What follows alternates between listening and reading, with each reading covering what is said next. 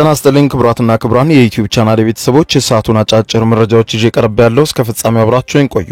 ክብራን አድማጮች በርከት ያሉ መረጃዎች ዩቲዩብ ላይ ሲጫኑ ቀድሞ ለእናንተ ማስታወቂያ መልእክት ወይም ኖቲፊኬሽን እንዲደርሷችሁ የዩቲዩብ ቻናሌን ሰብስክራይብ በማድረግ የደወል ምልክቷን መጫን አትዘንጉ። ወደ ዛሬው መረጃዎች ስናቀና ህዝባዊ ወያኔ ሓርነት ትግራይ ህወሓት ኤርትራ ውስጥ ቢሮ መክፈቱ ተሰምቷል። ኤርትራ ውስጥ ቢሮ መክፈቱን ተከትሎ የተሰሙ መረጃዎችን ታደምጣላችሁ። እንዲሁም አሁን ላይ ህወሓት በቀጥታ ትዕዛዝ እየተቀበለ ያለው ከማን እንደሆነም ዝርዝር ዘገባው አጋልጧል። በዝርዝር የምታደምጡት ጉዳይ ይሆናል። በሌላ በኩል በትግራይና በአፋር ክልል መጠኑ በተለያየ ሁኔታ የተሰማ የመሬት መንቀጥቀጥ መከሰቱም ተመልክቷል። በዝርዝር የምታደምጡት ሌላኛው ዜና ይሆናል። በሌላ በኩል በሆንግ ኮንግ አውሮፕላን ማረፊያ ለማረፍ እያኮበኮበ የነበረ ንብረትነቱ የኤምሬትስ አየር መንገድ የሆነ የቃመጫኛ አውሮፕላን መንደርደሪያውን ስቶ ከአውሮፕላን ማረፊያው መኪና ጋር መጋጨቱ ሲዘገብ ሁለት ሰዎች እስካሁን መሞታቸው ተረጋግጧል። ጉዳዩን በተመለከተ የምታደምጡት ዝርዝር ዘገባ ይኖራል። እስከ ፍጻሜው ቆዩ። ዝርዝር መረጃውን አድምጡ ግብዣይ ነው። ወደ መረጃዎቹ አለፍኩ። አብረን እንከታተለው። በቅድሚያም ህዝባዊ ወያኔ ሓርነት ትግራይ ህወሓት በኤርትራ ቢሮ መክፈቱ ተሰማ። በህወሓት ከኤርትራ ጋር በመሆን በኤርትራ ግዛት ውስጥ በመትገኘው ሰንዓፈ በተባለች ከተማ አዲስ ቢሮ መክፈቱ የተሰማ ሲሆን ይህንን የሚያስታውቁት በትግራይ ክልል ከሚንቀሳቀሱ የተቃዋሚ የፖለቲካ ፓርቲዎች መካከል አንዱ የሆነውና የባይቶና ከፍተኛ አመራር መሆናቸው ሲገለጽ የባይቶና ፓርቲ ከፍተኛ አመራር የሆኑት ክብሮም በርሄ ከሰሞኑ በሰጡት ቃለ ምልልስ በዶክተር ደብረጽዮን ገብረ ሚካኤል የሚመራው የህወሓት ቡድን በቀጥታ የሚታዘዘው ለኤርትራው ጀነራል ፊሊጶስ ወልደ ዮሐንስ ነው ሲሉ በዚህም ደግሞ ምክንያት ቡድኑ የፕሪቶሪያውን ስምምነት የፈረሙትን አካላት ሌላኛውን የስምምነት ፈራሚ ጀነራል ታደሰ ወረደ ከስልጣን ለማንሳት እየተንቀሳቀሱ የሚገኙት ሲሉ ህወሓትና የፕሬዝዳንት ኢሳያስ አፈወርቂ መንግስት በጀመሩት አዲስ ጥምረት በኤርትራ ግዛት ውስጥ በመትገኘው ሰንዓፈ ውስጥ ቢሮ ከፍተው እየተንቀሳቀሱ እንደሚገኙ የህወሓት ሰዎችም በዛላምበሳ በኩል ወደ ኤርትራ ገብተው በሰንዓፈ ተመካክረው ይመለሳሉ እንጂ አሁን በመቀሌ ቢሮ የላቸውም በሚል የነደብረጽዮን ገብረ ሚካኤልን ቡድን መተቸታቸው ተጠቁሟል። በደብረጽዮን ገብረ ሚካኤል የሚመራው የህወሓት ቡድን ከፌደራል መንግስቱ ጋር ሙሉ በሙሉ ተቆራርጦ ትዕዛዝ የሚቀበለው ከኤርትራ አስመራ ነው ያሉት አቶ ክብሮም በዚህ ምክንያትም ከፕሪቶሪያው የሰላም ስምምነት በኋላ የስምምነቱ ፈራሚዎች ከቡድኑ መባረራቸውንና በሌላኛው ወገንን የቆሙት ደግሞ በተለያየ ስያሜ ትግራይ ክልል ውስጥ እየተንቀሳቀሱ እንደሚገኙ በመጠቆም በዚህ ቡድን ዓላማ የፕሪቶሪያውን የሰላም ስምምነት መፈረም አይደለም ሲሉ አሁንም ድረስ ታጣቂዎቹን በተለይም ደግሞ ወደ ቤታቸው እንዲመለሱ ከማድረግና ከታደሰ ወረደ የሚመጣውን ገንዘብ ለወጣቱ ከመስጠትና ከማደራጀት ይልቅ አዳዲስ የጦር መሳሪያዎችን በመግዛትና በማከማቸት ሌላ ዙር ጦርነት እየተዘጋጀ ይገኛል ሲሉ የህወሓትን ቡድን የኮነኑ ሲሆን ይህንን እቅድ እኛም እንደ ፓርቲ የትግራይ ህዝብም እንደ ህዝብ አልተቀበላቸውም ሲሉ አሁን እኮ የተመለስነው በርካታ ህዝብም እንደ ህዝብ ከበላ አስከፊ ጦርነት እንደመሆኑ ጦርነቱ ከ2 ዓመት ብቻ ተብሎ የሚነገር ሳይሆን ከ40 ዓመት ያህል ጦስ ይዞ ነው የመጣው ግዙፍ ውድመት ያስከተለ ጦርነት እንደመሆኑ ያ ጦርነት እንዲደገም ፈጽሞ አንፈልግም ሲሉም ተደምጠዋል። ይበዚህ እንዳለም ኤርትራ ለህወሓት ታጣቂዎች አመራሮችን እየሰጠች እንደሆነ ተዘግቧል። ህወሓት ከኤርትራ ጋር ግንኙነት መቀጠሉ ሲነገር የህወሓት አመራሮችም በዋናነት አቶ ስብሃት ነጋ አደራጅተዋቸዋል የሚባሉትን የጦር መኮንኖች ትዕዛዝ የሚቀበሉት በቀጥታ ከኤርትራው ፕሬዝዳንት ኢሳያስ አፈወርቂና ከኤርትራው ጀነራል ፊሊጶስ ወልደ ዮሐንስ መሆኑን የባይቶና ፓርቲ አመራር አቶ ክብሮም በርሄ ያስታወቁ ሲሆን የህወሓት ጀነራሎችም ትዕዛዝ የሚቀበሉት በዛላምበሳ አቅጣጫ ኤርትራ ውስጥ ባለው የህወሓት ቢሮ ነው ብለዋል።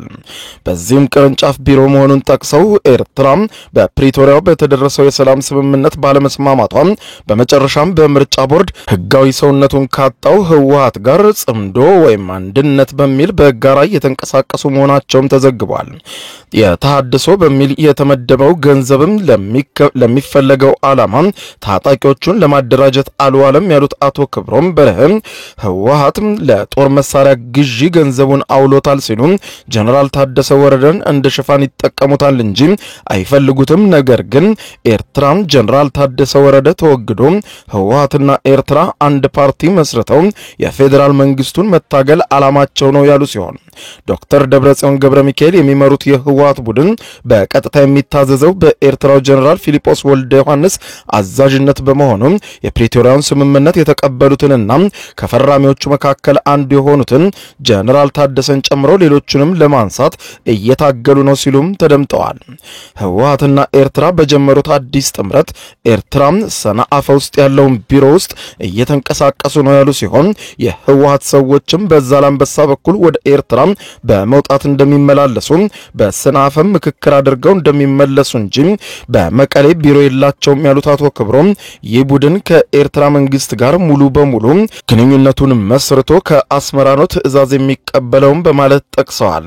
በተለይም ደግሞ የዚህ ቡድን ዓላማ አሁንም የፕሪቶሪያውን ስምምነት ተፈጻሚ ማድረግ አይደለም፣ የተከማቸው ታጣቂ ቡድን ወደ ቤቱ እንዲመለስና እንዲደራጅ ሳይሆን ለተሐድሶ የሚመጣውን ገንዘብ ለተገቢው ዓላማ ከመስጠትና ታጣቂዎችን ለማደራጀት ከመዋል ይልቅ ጦር መሳሪያ መግዣ እንዲሆን በማድረግ ለሌላ ዙር ጦርነት እየተንቀሳቀሰ መሆኑን በከፍተኛ ሁኔታ ስጋት ያጭራል ብለዋል። ይህንን እቅድ እኛም እንደ ፓርቲ ሆነን በትግራይ ህዝብም እንደ ህዝብ አይቀበላቸውም ያሉት አቶ ክብሮም የተመለስነው ካስከፊ ጦርነት መሆኑን ገልጸን በተደጋጋሚ በመግለጫ ይህንን ጉዳይ እያወገዝን ነው ሲሉ አስታውቀዋል። ከትግራይ ሳንወጣም በሌላ ዜና በትናንትናው ዕለት ምሽት ላይ ከአዲግራት ደቡባዊ ምስራቅ 43 ኪሎ ሜትር የመሬት መንቀጥቀጥ ተከስቶ በርካታ አካባቢዎች ላይ ንዝረቱ መሰማቱ ተመልክቷል። ትናንትና ከምሽቱ 1:30 ተከስቷል የተባለው ይሄው የመሬት መንቀጥቀጥ በሬክተር ስኬል 4.5 የተለካ እንደሆነ የአሜሪካ ጂኦሎጂካል ሰርቬይ ያሰራጨው መረጃ ያሳያል። የመሬት መንቀጥቀጥ ንዝረቱ ከተሰማባቸው አካባቢዎች አንዷ የትግራይ ዋና መዲና መቀሌ ስትሆን ንዝረቱ በተለይም በፎቅ ህንጻዎችና አስፈሪ ስሜት እንደነበረ መገናኛ ብዙሃን ዘግበዋል። ከጥቅምት 2 ቀን 2018 ዓ.ም ወዲህ ንዝረቱ ትግራይና አፋር በርካታ አካባቢዎች ጎልቶ የሚሰማ የተለያየ ልኬት ያለው መሬት መንቀጥቀጥ እየተሰማ ሲሆን በተለይም ባሳለፍነው እሁድ ዕለት ጥቅምት 2 ቀን 2018 ዓ.ም የተከሰተው የመሬት መንቀጥቀጥ በሬክተር ስኬል 5.6 የተለካ ሲሆን አፋር ክልል የሰው ህይወት ቀጥፎ በርካታ ቤቶችንም አፍርሶ ከ40,000 በላይ ሰዎችንም ያለ መጠለያ እንዲቀሩ ማድረጉ መዘገቡ አይዘነጋም። በተመሳሳይ በትግራይ ምስራቃዊ ዞን አጽቢ ወንበርታ ወረዳ ቤቶች እንዲፈርሱ ምክንያት እንደሆነ አይዘነጋም። አሁን ደግሞ በትናንትናው ዕለት የተከሰተው በሬክተር ስኬል 4.5 የተለካው የመሬት መንቀጥቀጥ በርካታ አካባቢዎች ላይ የተሰማ ሲሆን ስጋትን እንዳጫረም ተመልክቷል። በሌላ ዜና በሆንግ ኮንግ አንድ አውሮፕላን ከመንደርደሪያ ተንሸራቶ ባህር ውስጥ በመግባቱ ሰዎች መሞታቸው ተዘገበ። መገናኛ ብዙሃን እንደዘገቡት ከሆነ አንድ የጭነት አውሮፕላን በሆንግ ኮንግ ዓለም አቀፍ አውሮፕላን ማረፊያ ከመንደርደሪያ አስፓልቱ ተንሸራቶ በመውጣት ባህር ውስጥ በመግባቱ ነው ሁለት ሰራተኞች መሞታቸው የተዘገበው። የኤምሬትስ ንብረት የሆነው አውሮፕላን ከዱባይ ተነስቶ ሆንግ ኮንግ የደረሰው የበረራ ቁጥር EK9788 ከመንደርደሪያው ላይ ተንሸራቶ ከአውሮፕላን ማረፊያው መኪና ጋር መጋጨቱም ተመልክቷል። በተሽከርካሪ ውስጥ የነበሩ ሁለት ሰዎች ሲሞቱ በአውሮፕላን ውስጥ የነበሩ 4 የበረራ አባላት ደግሞ ከአደጋው ተርፈዋል ተብሏል። ይህ ክስተት በሆንግ ኮንግ ዓለም አቀፍ አውሮፕላን ማረፊያ ከዓመታት በኋላ ከደረሱ የአቪዬሽን አደጋዎች መካከል አንዱ ሆኖ ተመዝግቧል። የከተማው ዓለም አቀፍ አውሮፕላን ማረፊያ መልካም የደህንነት ታሪክ እንዳለው የተገለጸው ቢቢሲ ባለስልጣናት አውሮፕላኑ በሚያርፍበት ወቅት የተፈጠረውን ክስተት ላይ ምርመራ እያደረጉ እንደሆነ ተዘግቧል። የአውሮፕላን ማረፊያው ኃላፊዎች ለአውሮፕላኑ ትክክለኛውን መመሪያ እንደሰጡና አውሮፕላኖቹን ለመምራትም በማረፊያው ተገቢው ምልክቶች መቀመጣቸውን አረጋግጠዋል። የአውሮፕላን ማረፊያው ኦፕሬሽን ስራ ፈጻሚ ስቲቭ ዩ እንደተናገሩት ከሆነ የቅኝት መኪናው በወቅቱ ከአውሮፕላን መንደርደሪያው ውጪ በሆነ መንገድ ላይ ከመንደርደሪያው ደህንነቱ በተጠበቀ ርቀት ይጓዝ ነበረ ነው ያሉት።